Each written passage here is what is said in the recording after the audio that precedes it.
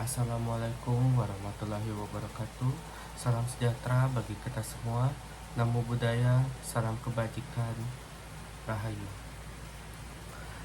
Baik, perkenalkan nama saya Ika Dek Rama Surya Permana dengan NIM 0572149993 dengan Prodi Sistem Informasi dengan UPBJJ UT Denpasar. Baik, kali ini saya akan menjelaskan tentang tugas 3, yaitu di mata kuliah struktur data. Berikut adalah penjelasannya. Baik, di sini ada 2 soal dari tugas 3 struktur data.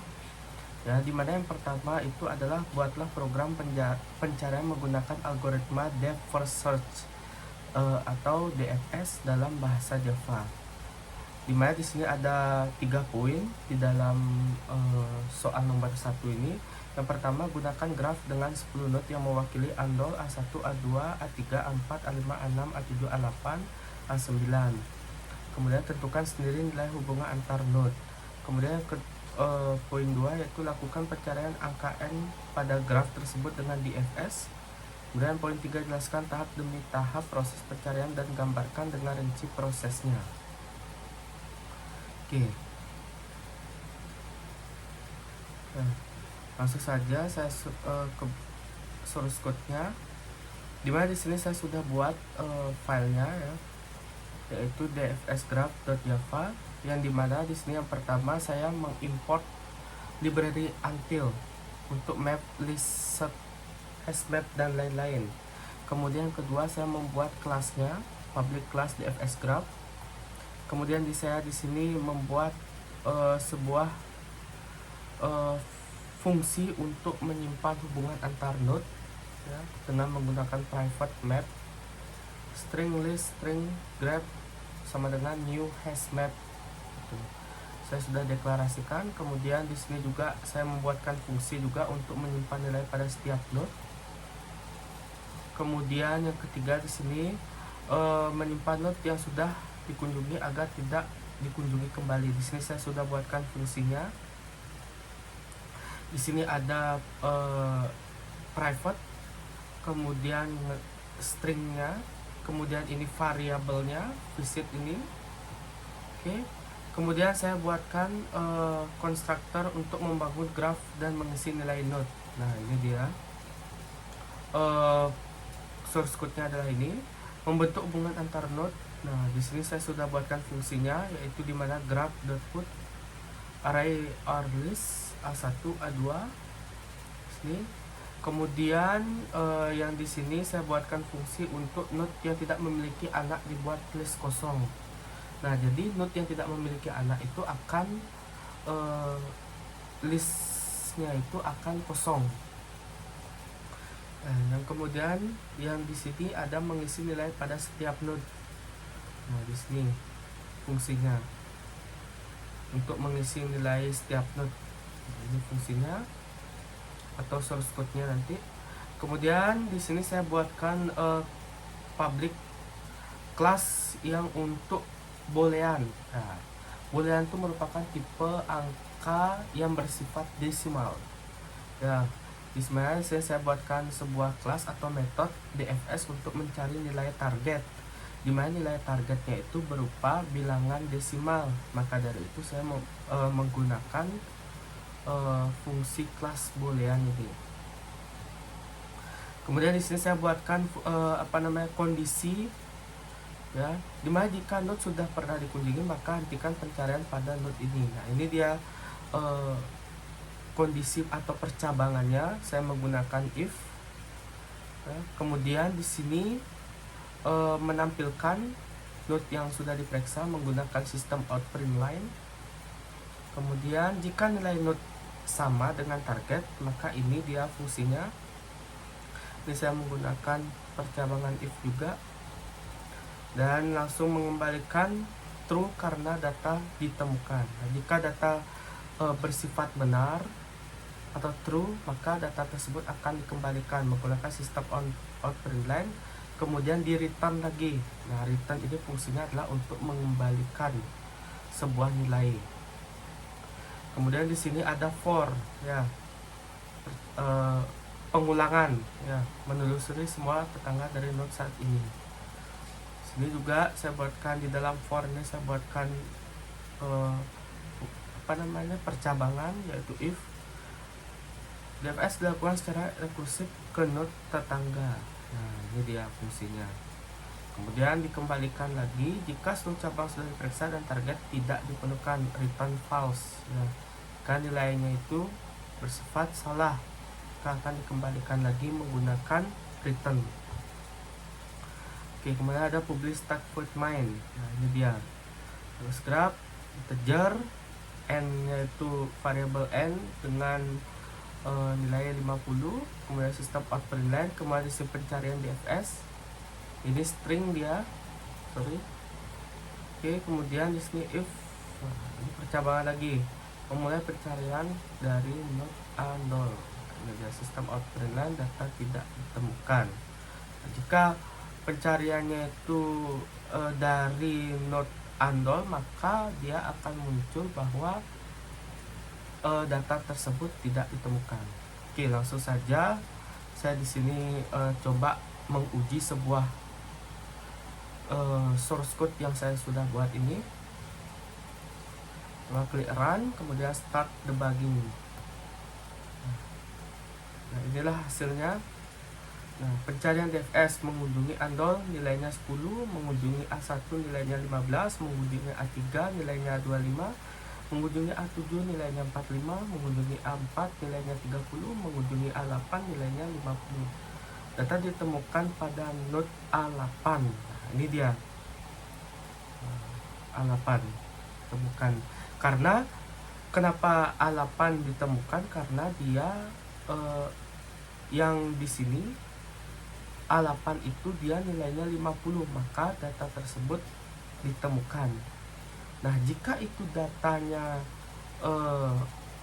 A0, mengunjungi A0 itu, nah ini tidak ditemukan karena dia nilainya tidak 50. Maka tidak ditemukan. Maka data yang ditemukan adalah node A8 karena nilainya adalah 50. Sedangkan A0 sampai A4 itu nilainya tidak 50, maka dari itu data tidak ditemukan. Oke, itu dia yang DFS. Kemudian soal nomor 2, yaitu buatlah program pencarian menggunakan algoritma breadth first search atau BFS dalam bahasa Java. Di sini ada 3 poin, yaitu gunakan graf 10 node yang mewakili A0, A1, A2, A3, A4, A5, A6, A7, A8, A9. Tentukan sendiri nilai hubungan antar node. Lakukan pencarian angka n pada graf tersebut dengan BFS. Jelaskan tahap demi tahap proses pencarian dan gambarkan dengan rinci prosesnya. Oke. Graf.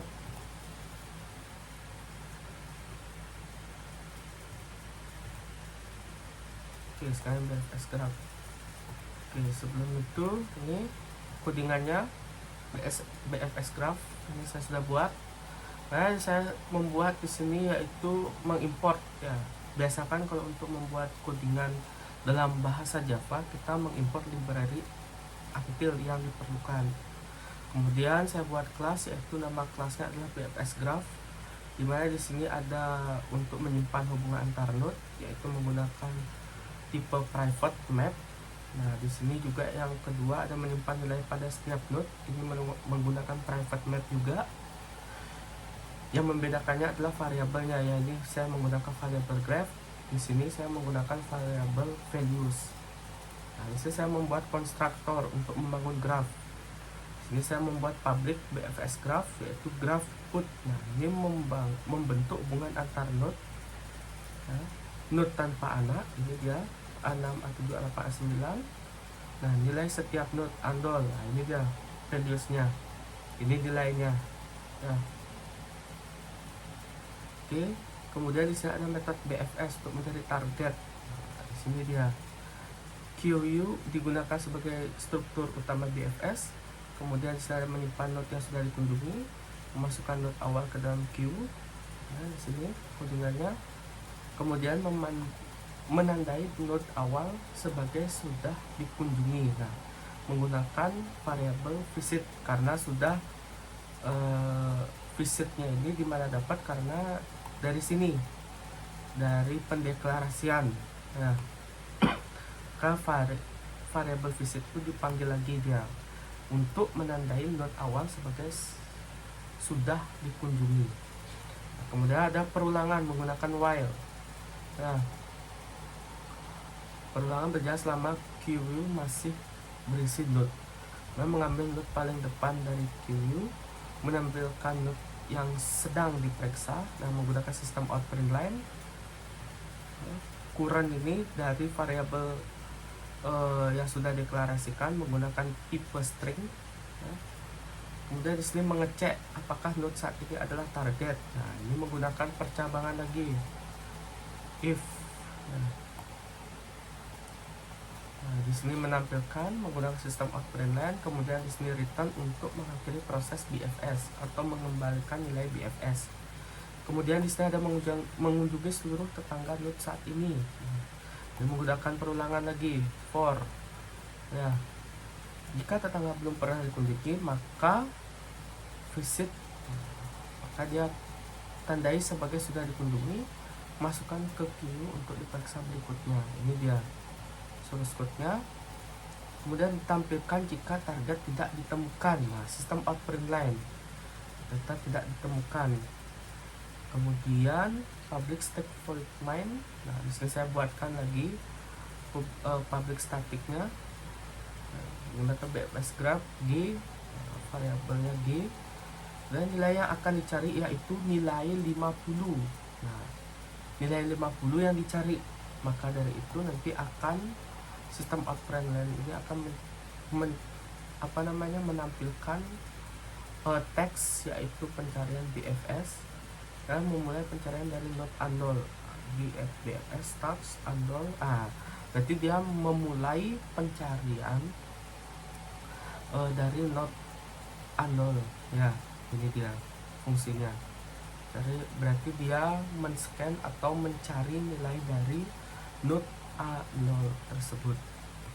Oke, tapi intinya adalah yang dicari itu adalah ini, integer, tipe data integer dengan variabel n dengan values 50. Ya. Oke, kita jalankan running, start debugging. Oke, BFS ya. Oke, ini dia outputnya. Oke, data ditemukan pada node A8. Oke,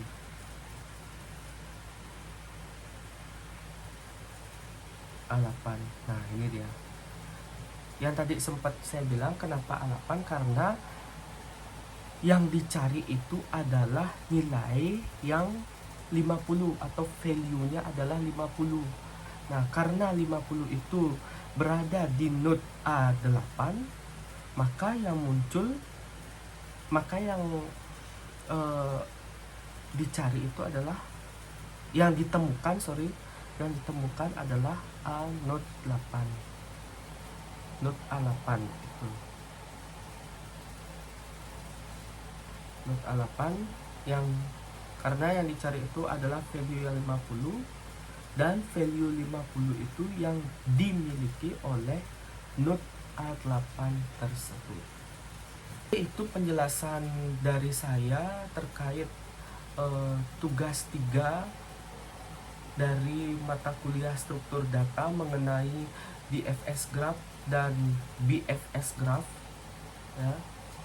Dari nomor 1 sampai nomor 2 itu sudah saya kerjakan dan sudah saya memberikan penjelasan juga terkait 2 poin dari tugas 3 mata kuliah struktur data tersebut.